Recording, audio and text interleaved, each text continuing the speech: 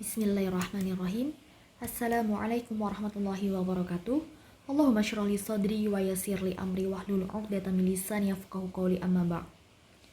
Perkenalkan, nama saya Wiwit Nutri Rinjani dari Program Studi Komunikasi dan Penyiaran Islam Universitas Muhammadiyah Yogyakarta. Di video kali ini saya akan mempresentasikan materi dari mata kuliah Ilmu Dakwah yang mengangkat tema Analisis Pesan Dakwah Husain Basyaiban melalui platform TikTok. Dunia teknologi saat ini telah berkembang dengan pesat. Banyak media yang dapat digunakan manusia untuk dijadikan alat dalam berkomunikasi. Begitu pula dengan media sosial yang dapat diakses dengan mudah melalui jaringan internet. Hal ini akan mempermudah masyarakat untuk saling berbagi pesan yang berisikan berita, gambar, dan juga dalam bentuk video. Saat ini, konten video sudah banyak tersebar di media sosial di berbagai negara, termasuk di Indonesia. Pertumbuhan konten video sendiri dapat dengan mudah diunggah ke internet. Hal ini didukung dengan kemajuan kecepatan internet. Banyak platform maupun aplikasi yang menyediakan dukungan pembuatan video pada penggunaan smartphone. Salah satunya terdapat pada aplikasi TikTok. Aplikasi TikTok merupakan sebuah jaringan sosial dan platform video musik Tiongkok. TikTok diluncurkan pada September 2016. Aplikasi tersebut membolehkan para pengguna untuk membuat video musik pendek mereka sendiri. Dan pastinya dampak dari TikTok ini sangatlah beragam, mulai dari hal yang negatif sampai hal yang positif, tergantung dari bagaimana kita menggunakannya. Pada tanggal 3 Juli 2018, aplikasi TikTok pernah diblokir di Indonesia oleh Kementerian Komunikasi dan Informatika atau Kemenkominfo. Kemenkominfo telah melakukan pemantauan mengenai aplikasi ini selama sebulan dan mendapati banyak sekali masuknya laporan yang mengeluhkan tentang aplikasi ini. Terhitung sampai 3 Juli tersebut, laporan yang masuk mencapai 2.853 laporan. Menurut Kemenkominfo Republik Indonesia, Rudiantara, banyak sekali konten tidak mendidik untuk anak-anak yang tentunya membawa pengaruh negatif. Namun dengan berbagai pertimbangan dan regulasi baru, maka pada Agustus 2018 aplikasi TikTok ini dapat kembali diunduh. Salah satu regulasi yang ditengarai adalah batas usia pengguna, yaitu usia 11 tahun. Pada tahun 2020, TikTok kembali populer. Namun sebaliknya, banyak konten mengandung hal-hal yang bernilai positif. Bermacam-macam motif pembahasan yang muncul dalam video konten TikTok yang dibuat para pengguna sekarang ini. Contohnya tentang edukasi, seperti berbagi tips-tips kesehatan, cara membuat sesuatu. Bahkan TikTok digunakan sebagai tempat untuk promosi bisnis mereka. Dan juga salah satu konten yang sering kita jumpai di FYP adalah konten dakwah. Dakwah atau amar ma'ruf nahi mungkar berarti menyampaikan ajaran mengenai Islam kepada orang lain. Hal ini bisa disampaikan secara personal ataupun kepada banyak orang. Hal yang disampaikan berupa melakukan hal-hal yang baik dan mencegah dari segala sesuatu atau tindakan yang tidak disenangi oleh Allah dan Rasul-Nya atau amar ma'ruf nahi mungkar.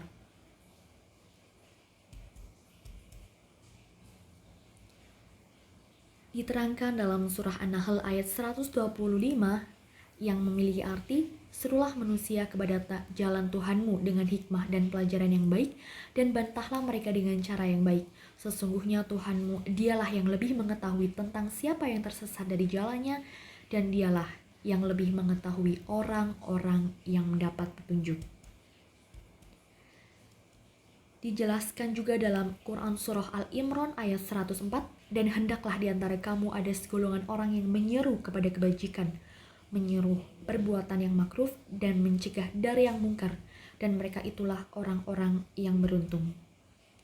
Berkata juga Imam Hasan Al-Basri, bahwasanya andai seorang mukmin tidak boleh memberikan nasihat kepada saudaranya, kecuali setelah mampu mengontrol dirinya, niscaya hilanglah para pemberi nasihat dan minimlah orang-orang yang mau mengingatkan. Tafsir Qurtubi. Dakwah bukanlah hanya tugas dari seorang ustadz atau ustazah. Bukanlah hanya tugas dari seorang yang berdiri di podium. Bukan. Tetapi masing-masing dari diri kita mempunyai tanggung jawab untuk menyampaikan amar ma'ruf dan nahi mungkar. Melalui aplikasi TikTok, kesempatan untuk berdakwah sekarang juga semakin besar karena siapapun berhak menyampaikan dakwahnya melalui akun pribadi mereka agar dapat membawa manfaat untuk orang lain.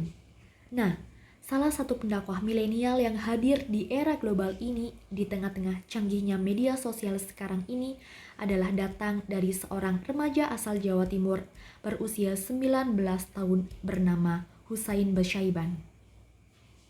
Siapa yang belum pernah mengenal nama itu? Berikut biodata singkat Husain Basyaiban. Mengenal Husain lebih dekat. Hai, perkenalkan nama saya Husain, Husain. Tidak dengan tambahan apapun. Silakan cek KTP dan SIM saya. Saya lahir di Mekah tanggal 12 Agustus 2002. Bisa dibilang cuma numpang lahir doang. Setelah usia saya 5,5 tahun, akhirnya saya pindah ke Indonesia. Saya tumbuh dan berkembang sebagai anak yang hidup di lingkungan pesantren dengan basic agama yang bisa dibilang cukup kuat. Hari ini saya resmi menjadi mahasiswa UINSA, Universitas Islam Negeri Sunan Ampel, Surabaya.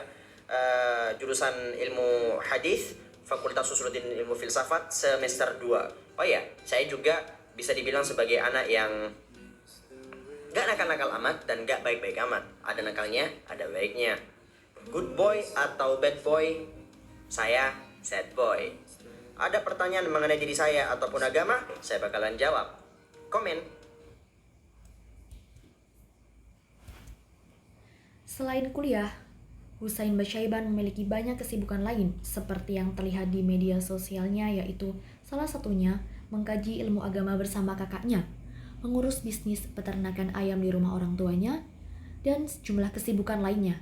Di samping itu, Husain juga sedang merintis bisnis yaitu perlengkapan sholat seperti sarung dan mukena yang tertera di akun Muta Indonesia. Dengan wawasan yang luas dan paham akan ilmu agama Islam yang dibekali dari keluarganya, terutama dari abinya yang sejak muda menuntut ilmu di Mekah dan berguru pada masyaikh-masyaikh di sana, serta keseriusan Husain Basyaiban dalam bertolabul ilm, Husain mampu menjelaskan dan menjawab pertanyaan-pertanyaan yang diajukan oleh para netizen. Sehingga saat ini nama Husain Basyaiban banyak dikenal, khususnya pada kalangan remaja, karena video dakwahnya yang mudah dipahami dan sesuai dengan problematika anak muda saat ini. Husain Basyaiban, pemilik akun Basyasman 00 ini telah bergabung di TikTok pada tahun 2020 dan kini pada bulan Desember di penghujung tahun 2021 memiliki total sebanyak 4,4 juta followers, 225,6 juta like, dan lebih dari 1.000 video di akunnya dan telah termasuk ke dalam golongan mega influencer atau memiliki lebih dari 1 juta followers. Konten yang diunggah dalam akun Basyasman 00 ini mengandung berbagai macam aspek. Tidak hanya membahas soal agama, tapi juga ada yang menyinggung tentang kesehatan mental, self-awareness, kesehatan, isu sosial, dan masih banyak lagi. Banyak dari para netizen yang mengaku bahwasanya mereka menyukai dakwah dari Husain Basyaiban karena pembawaannya yang santai, tidak terkesan menggurui apalagi memprovokatori suatu hal, mudah dipahami, penjelasannya logis, rasional, selalu membawa bukti yang kuat berdasarkan Al-Quran, hadis, dan kisah dari sahabat, sehingga bisa meyakinkan netizen atas dakwah yang dibawanya. Netizen bisa dibuatnya paham atas izin Allah.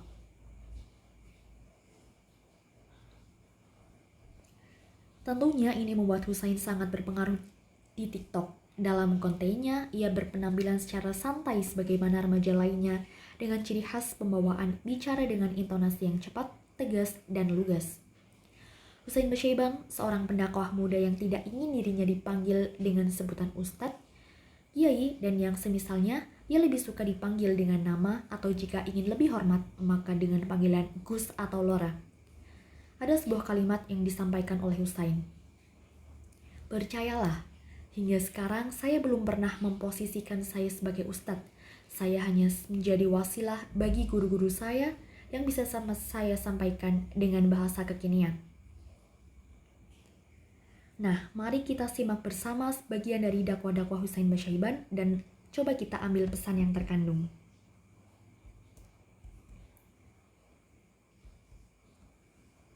Kita bayangkan bagaimana suasana pintu surga yang akan menanti kita kelak. Yang akan menanti kita kelak. Saya dan Anda, saya yakin kita akan menjadi ahli surga bersama. Kita akan menunggu di depan pintu surga. Di depan kita ada Nabiullah Muhammad sallallahu alaihi wasallam. Kemudian Nabi Muhammad mengetuk pintu surga. Lalu malaikat bertanya, siapa ini? Nabi Muhammad menjawab, Ana Muhammad. Kemudian malaikat menjawab, ya, aku memang diperintahkan untuk tidak membuka pintu surga ini sebelum namamu disebutkan. Kemudian pintu surga dibuka seluas-luasnya. Cahaya-cahaya surga terpancar ke hadapan kita. Aroma-aroma surga terpancar ke hadapan kita. Sesuatu yang di dunia tidak bisa kita bayangkan, tidak bisa kita lihat, tidak bisa kita dengar mengenai surga, itu benar-benar tampak di depan kita. Lalu para malaikat berbaris seraya berkata kepada kita, Salamun alaikum bima sabartum. Salamun alaikum bima sabartum. Fani'ma uqbad dar.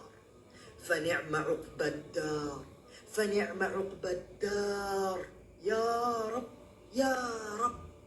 Kemudian ketika kita telah memasuki surganya, apakah lantas kenikmatan yang paling indah adalah kenikmatan hadirnya para bidadari, atau sungai yang sangat manis, atau tumbuhan-tumbuhan yang menjulang tinggi, buah-buahan yang tidak berhenti tumbuhnya?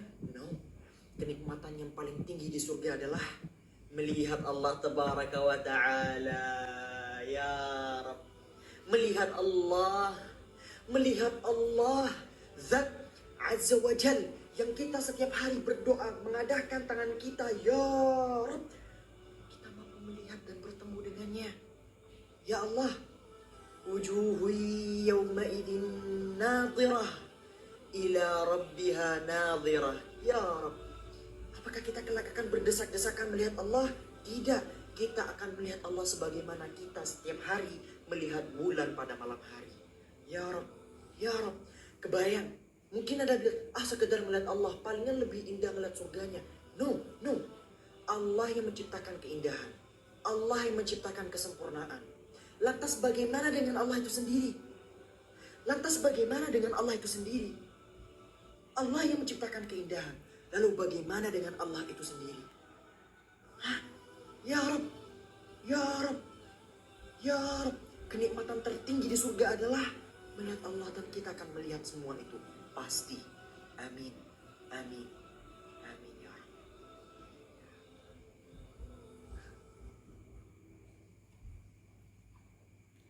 Video ini menjelaskan bagaimana indahnya ketika seorang muslim memasuki surganya setelah menjalani kesabaran mengarungi perjalanan singkat penuh ujian di dunia yang fana ini. Nah, di video ini juga menjelaskan salah satu metode dakwah, yaitu targhib dan tarhib.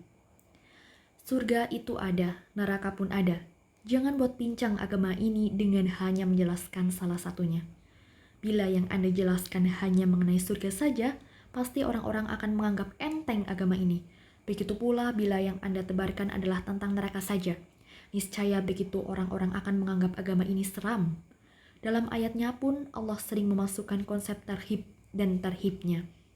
Ketahuilah bahwa sesungguhnya Allah itu azabnya begitu pedih, dan sesungguhnya Allah Maha Pengampun lagi Maha Penyayang. Ayat tersebut menjelaskan bahwa ada memiliki sisi yang membuat hambanya takut, namun di sisi lain Allah membuat hambanya merasa tenang dan berharap dengan penuh cinta.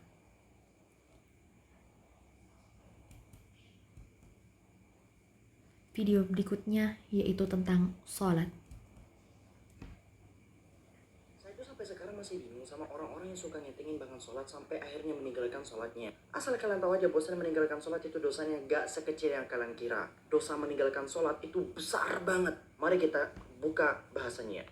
Imam Ibnul Qayyim di dalam kitabnya Hukmu Tarikis Salah, لا يختلف المسلمون أن ترك الصلاة المفروضة عمدا من أعظم الذنوب وأكبر الكبائر. Umat Islam semuanya sepakat, tidak ada perbedaan bahwasanya meninggalkan salat fardu secara sengaja termasuk daripada paling agungnya dosa dan paling besarnya dosa besar. Dalam artian, kalau ada dosa besar, dosa salat lebih besar.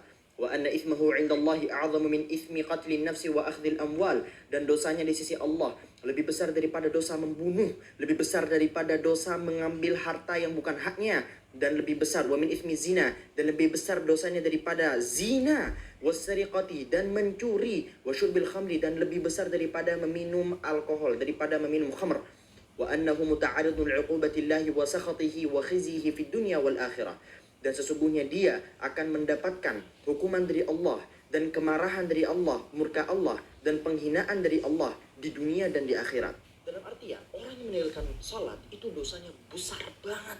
Lebih besar dosanya daripada orang-orang yang berzina, lebih besar dosanya daripada membunuh manusia, lebih besar dosanya daripada mencuri, meminum khamr, dan semua dosa-dosa yang kalian tahu. Kecuali syirik tentunya. Hei kamu yang suka ninggalin salat, lebih jauh daripada itu, ulama itu sedang berdebat. Apakah seseorang yang meninggalkan sholat itu masih dikatakan sebagai seorang muslim atau bukan? Jadi buat kamu-kamu yang ninggalin sholat, kamu ini sama ulama masih diperdebatkan. Apakah kamu ini masih dibilang sebagai seorang muslim? Apakah kamu dikatakan sebagai seorang kafir? Ya Allah. Kalau ini 24 jam, lalu setiap bagian ini adalah 6 jam, kita bagi lagi. Setiap ini adalah 3 jam, kita bagi lagi. Berarti ini 1,5 jam. Kita bagi lagi. Jadi total di sini semua adalah 45 menit. Ya Allah, kamu gak ada segininya doang selama 24 jam kamu. Gak ada segininya doang. Gak ada segininya. Cuma 25 menit. Sedangkan waktu semuanya ini bebas kamu gunakan untuk main HP, main bola, terserah kamu. Tapi kamu ngeluangin segini aja. Ini pun masih banyak waktu luang di sini. Dan kamu masih mau bilang kenapa sih Allah repot-repotin kita buat sampai-sampai ngewajibin kita sholat segala. Ya Allah, gimana kamu terus ngarap surga dengan segala kemegahannya? Malu, ayo sholat.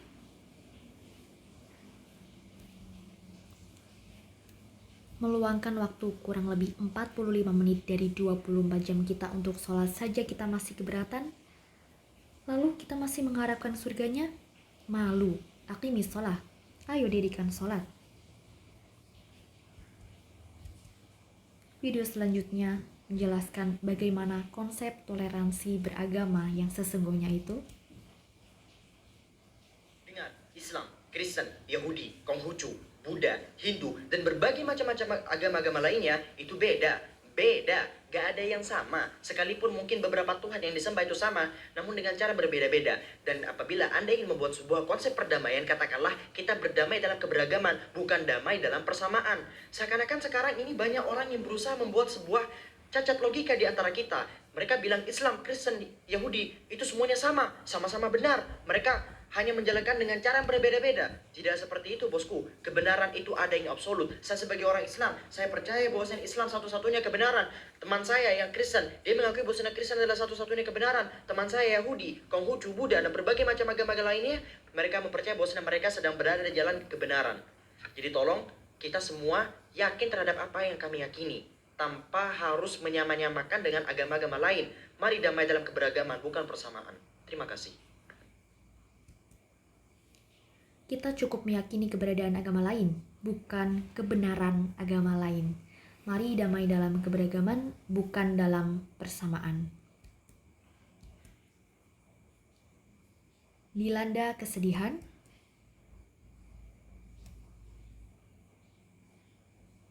Benarkah kalau misalnya kita sedih itu menandakan bahwasannya kita itu kurang iman? Benarkah ketika kita menghadapi anxiety itu tandanya kita kurang iman? Jawabannya tidak. Tidak, belum tentu. Nabi SAW yang punya iman, tingkatan iman yang paling tinggi melebihi setiap manusia-manusia yang ada. Manusia yang paling mulia, yang paling sempurna yang pernah Allah Subhanahu wa taala ciptakan. Apa firman Allah Subhanahu wa taala dalam Al-Qur'an? "Wa laqad na'lamu annaka yadhiqu sadruka bima yaqulun." Dan kami telah tahu wahai Muhammad bahwasanya hatimu menjadi sempit terhadap ucapan yang mereka ucapkan. Jadi Nabi Muhammad pada saat itu kan sebagai Nabi dicaci maki sama orang-orang jahat. Dan Nabi hatinya itu jadi sempit. Dalam artian sumpah itu menandakan bahwasanya Nabi Allah Muhammad SAW juga merasakan sedih. Sehingga ini menjadikan bahwasanya sedih adalah fitrah seorang manusia. Manusia kalau gak pernah sedih, itu yang aneh. Itu yang keluar daripada batas kemanusiaannya. Menjadi beriman bukan membuat kamu tidak pernah merasakan sedih. Tapi menjadi beriman membuat setiap kesedihanmu itu menjadi hikmah, membuat setiap daripada kesedihanmu itu menghadirkan solusi-solusi baru. Begitu, jadi jangan salah kaprah kalau ketemu orang sedih, wah kurang iman ini, gak bisa, jangan, ya.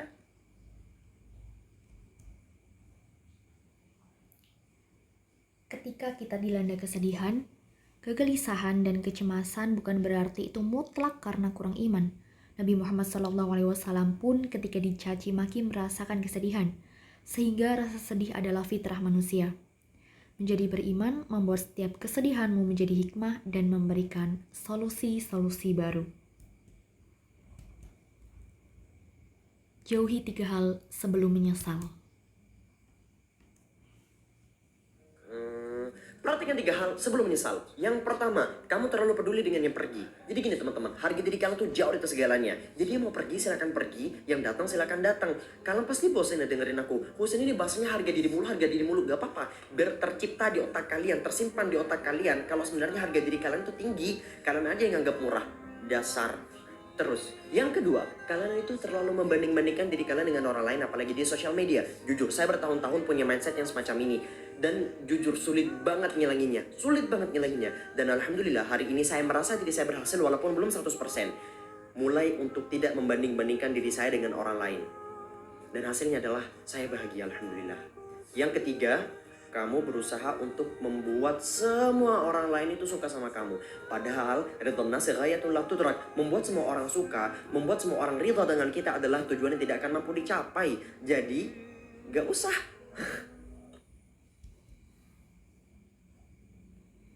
Jauhi 3 hal sebelum menyesal. Yang pertama yaitu jangan terlalu peduli dengan yang pergi. Yang kedua, suka membanding-bandingkan diri dengan orang lain. Yang ketiga, jauhilah berusaha untuk membuat semua orang menyukaimu. Berikutnya, ada cuplikan video sebagian adab dalam bertamu.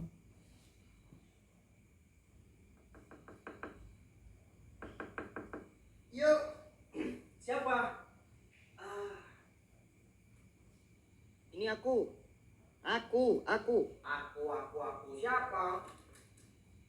Siapa? Tahu nggak kalau hal kayak gitu tuh sebenarnya nggak boleh. Qala Jabir radhiyallahu an, ataitu Nabiy sallallahu alaihi wasallam fi dainin kana ala abi, fadaqaqtu al-bab, faqala Nabiy sallallahu alaihi wasallam man dha? Faqultu ana, faqala Nabiy sallallahu alaihi wasallam ana, ka'annahu karihaha. Suatu hari aku mendatangi Rasulullah sallallahu alaihi wasallam untuk membahas, untuk bercerita perihal hutang yang ada pada diri ayahku. Kemudian aku mengetuk pintu rumah Rasulullah. Kemudian Rasulullah bertanya, "Siapa itu?" Aku menjawab, "Aku." Lalu sampai kini Rasulullah sallallahu alaihi wasallam kembali menjawab, "Aku? Aku?" Seakan-akan Rasulullah tidak menyukai pernyataan semacam itu. Makanya buat teman-teman sekalian, ketika kalian ngetuk pintu rumah orang atau pintu kamar orang, lalu orang yang ada di dalam nanya, "Siapa itu?" Kamu jangan jawab, "Saya, aku, gua nih bro." Jangan gitu. Langsung bilang, "Saya, Husain, Bagas, Farhan, Agam." Siapapun nama-nama orang. Jadi, usahakan untuk selalu menjawab. Jangan cuma modal ngaku gitu. Oke, Assalamualaikum. Sebagian adab dalam bertamu yaitu ketika ditanya siapa kita oleh sang pemilik rumah, maka segeralah sebutkan nama kita dengan jelas. 5 life hack agar puasa lancar. 5 efek agar puasa Ramadan kamu menjadi lebih lancar. Yang pertama, jangan tidur setelah sahur. Emang kalau kita sahur itu bawahnya kan ngantuk, tapi jangan ikutin itu nafsunya. Kamu bisa meluangkannya dengan banyak-banyak membaca Al-Quran ataupun banyak-banyak berzikir. Yang kedua, banyak-banyak meminum air putih, tapi jangan berlebihan di saat sahur dan berbuka, sehingga kita memiliki kekuatan dan energi untuk melanjutkan puasa. Yang ketiga, melakukan olahraga ringan. Bisa kamu lakukan jogging, main sepeda, ataupun sekedar workout kecil-kecilan. Yang keempat, istirahat yang cukup. Tapi ingat, jangan berlebihan. Karena ketika kita berlebihan dalam beristirahat, kita tidak punya waktu lagi untuk beribadah dan kita akan lemas seharian. Yang kelima, jangan sampai bolong-bolong tarawihnya. Ingat, tiap malam harus tarawih. Dan biar makin pede dan semangat, jangan lupa buat selalu pakai parfum ketika sebelum berangkat tarawih. Oke? Semangat tarawihnya, boost your day, boost your Ramadan with Onyx.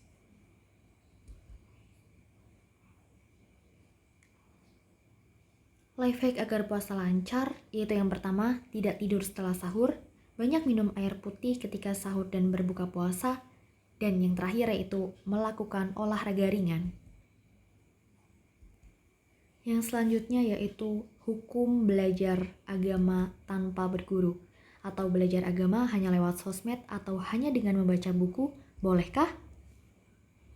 Boleh gak belajar ilmu agama dari YouTube? Oke, mari kita bahas. Jadi gini teman-teman, percayalah bahwasannya agama itu bisa didapatkan dari berbagai macam sumber, dari TikTok, Instagram, YouTube, dan berbagai macam lainnya. Tapi ingat, berguru itu adalah sebuah kewajiban. Berguru adalah sebuah kewajiban. Bahkan ulama salaf berkata, barang siapa yang tidak jelas siapa gurunya, maka gurunya adalah syaitan. Dan ulama salaf juga berkata, maka nasyekhahu kitabu, fakathuru khata'uhu wa qalla sawabu. Barang siapa yang gurunya adalah bukunya sendiri, gurunya adalah bukunya, bukan seorang personal, bukan manusia, maka akan banyak salahnya dan sedikit benarnya. Jadi berguru adalah sebuah kewajiban. Jadi buat teman-teman yang belajar agama dari internet, kalau cuma sebagai ilmu tambahan gak ada masalah. Tapi buat teman-teman yang benar-benar pengen tamu, pengen belajar ilmu agama lebih dalam, gak bisa, harus tetap berguru. Kecuali bagi teman-teman yang gak ada niatan buat belajar ilmu agama lebih jauh sebagai ilmu tambahan doang, ya gak apa-apa belajar di internet. Asal dari sumber yang tepat. Jawabannya yaitu boleh. Asalkan hanya sebagai ilmu tambahan dan berasal dari sumber yang tepat. Tapi ingat, berguru adalah sebuah kewajiban. Barang siapa yang tidak jelas gurunya, maka gurunya adalah syaitan. Andai kata setiap kitab atau buku itu mampu memberikan manfaat secara utuh tanpa hadirnya seorang guru yang menjelaskannya, niscaya Allah tidak akan pernah mengirim sosok Rasul untuk menerangkan setiap kitab sucinya. Asy-Syaikh Profesor Muhammad Hasan Hitau.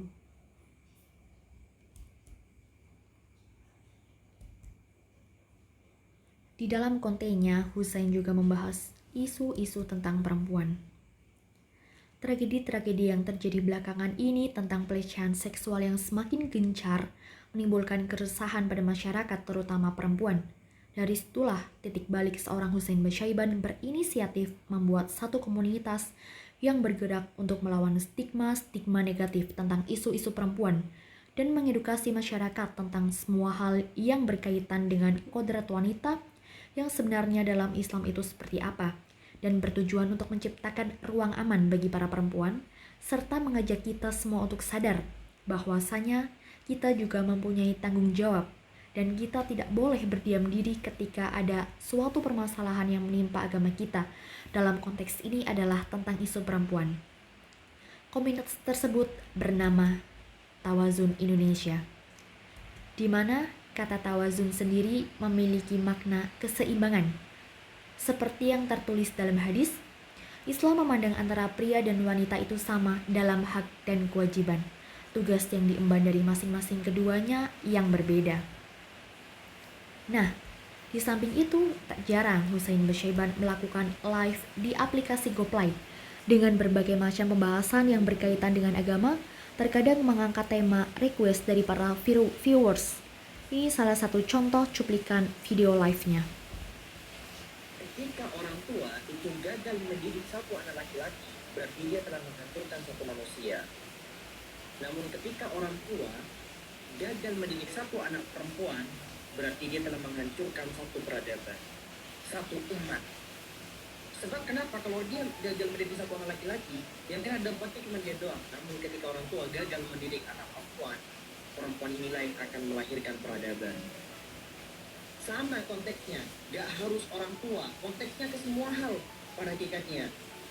Suami yang gak tahu bagaimana cara memperlakukan istrinya, dia jahat sama istrinya, berarti dia gak cuma jahat sama istrinya, dia jahat sama seluruh umat. Itu konteksnya. Oke, sampai sini potong. Di samping itu, Husain juga pernah menghadiri beberapa undangan untuk mengisi podcast. Di antaranya yaitu dengan CH Podcast. Boleh gak sih kita nyebut orang ketika berdoa, gua pengen berjodoh sama si A? Ya boleh. Yang gak boleh tuh maksa. Dengan cara apa? Ya Allah, jadikanlah dia jodohku. Apabila dia bukan jodohku, tolong matikan jodohnya agar aku menjadi jodoh. Lu tahu kan? Itu termasuk dari doa yang gak beradab. Doa yang seakan-akan memaksa takdir Allah Subhanahu wa taala. Kalau misalnya dia bukan jodohku, ya carilah yang mirip-mirip dia gitu. Nah, itu bisa. Itu masih bisa, itu gak ada maksa. Itu gak maksa. juga bersama Zaizora Podcast yang merupakan podcast milik Ibu Bupati Bangkalan, Ibu Zainab Zuraida. Juga bersama Pintu Langit Podcast yang didampingi oleh host dan Gus Ipul. Begitu juga di Instagram, Husain aktif mengupload konten-konten dakwah dan kini pengikutnya di Instagram telah mencapai 1 juta followers. Berbeda dengan di TikTok dan Instagram, Husain baru-baru ini mulai aktif lagi mengupload video dakwah maupun dailynya di akun YouTube-nya Tuwailibul Ilm dengan jumlah subscriber 71,6 ribu. Walaupun tidak sesering seperti menguploadnya di TikTok maupun Instagram, banyak dari netizen yang teredukasi lewat konten dakwahnya, bahkan dengan izin Allah bisa menjadi perantara hidayah bagi orang-orang yang ingin dan kurang memahami ilmu-ilmu dalam ajaran Islam. Terlihat dari isi-isi komentar, tak jarang yang mengungkapkan kalimat, "Terima kasih Husain, aku jadi paham perihal ini." Dan yang semacamnya. Terlihat juga dari antusias para netizen terhadap konten-konten dakwah, salah satunya dakwah Husain Basyaiban. Saran penulis kepada seluruh pendakwah yang aktif mewarnai dan mendakwahkan ajaran Islam di media sosial, teruslah menegakkan kalimat Allah, kapanpun dan bagaimanapun keadaannya. Karena umat muslim, lebih khususnya pemuda zaman sekarang, mereka sebetulnya sangat antusias ingin belajar agama, akan tetapi tidak tahu harus berpegang kepada siapa. Karena di zaman seperti sekarang ini, perihal agama banyak membawa narasi provokasi dan simpang siur. Bagi orang awam ini akan semakin membingungkan. Maka dari itu, role model yang demikian sangat dibutuhkan untuk perbaikan umat sebagai salah satu faktornya. Karena peradaban berasal dari perbaikan diri sendiri. Dan semoga surga Firdaus akan menjadi seindah-indahnya balasan bagi siapapun yang bertakwa dan beramal sholih. Demikian presentasi yang dapat saya sampaikan. Semoga ada manfaat yang dapat diambil. Sesungguhnya kebenaran hanya milik Allah, dan saya memohon maaf apabila terdapat kekeliruan yang murni datang dari diri saya sendiri. Billahi fisabilil haq, syukron ala ihtimamikum, thumma wassalamualaikum warahmatullahi wabarakatuh.